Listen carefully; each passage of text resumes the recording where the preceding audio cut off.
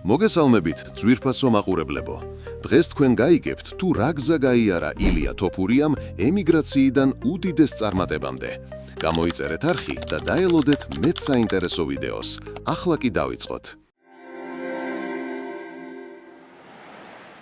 ილია ელ მატადორ თოფურიას ამბავი იწყება 1997 წლის 21 იანვარს გერმანიის ქალაქ ხალეში ქართველ ემიგრანტთა ოჯახში.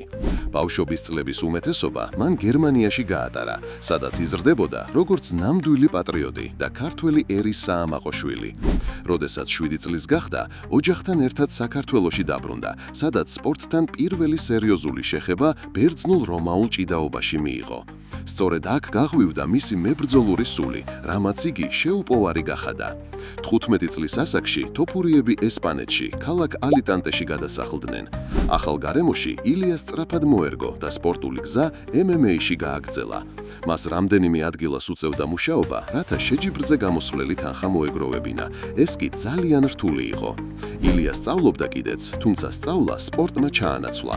ეს არჩევანი კი საბოლოოდ მისი წარმატების საწინდარი გახდა. 2015 წელს ილია დებიუტით გამოვიდა ადგილობრივ MMA სერიაში, სადაც თავიდანვე გამოირჩეოდა დომინანტური სტილითა და სწრაფი გამარჯვებებით.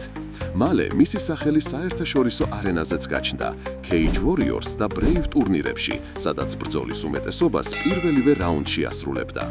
2020 წელს ილია UFC-ში ჩაეწერა. პირველივე ბრძოლებიდან მან სახელი გაითქვა, როგორც დაუნდობელმა და ტექნიკურად გამორჩეულმა მებრძოლმა. 2024 წლის თებერვალში ალექსანდრ ვოლკანოვსკის დამარცხებით UFC-ს ქვემსუბუქი წონის ჩემპიონი გახდა, პირველი ქართველი და ესპანელი, ვინც ეს ტიტული მოიპოვა.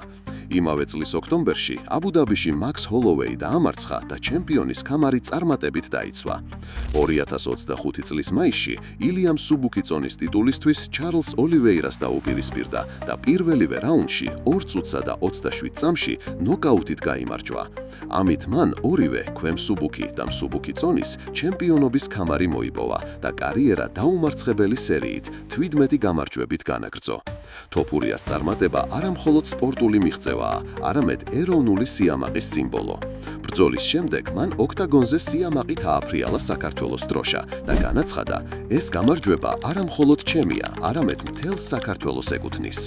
პირად ცხოვრებაში ილია დიდ მნიშვნელობას ანიჭებს ოჯახს და მუდმივად ხაზს უსვამს, რომ მისი უდიდესი ოცნება ყოველთვის ბედნიერი ოჯახი იყო. ილია თოფურიას გზა ემიგრანტი ბიჭიდან ორმაგ UFC ჩემპიონამდე არის ისტორია იმაზე, რომ ძლიერი ნებისყოფა, შრომა და რწმენა შეუძლებელს შესაძლებლად აქცევს.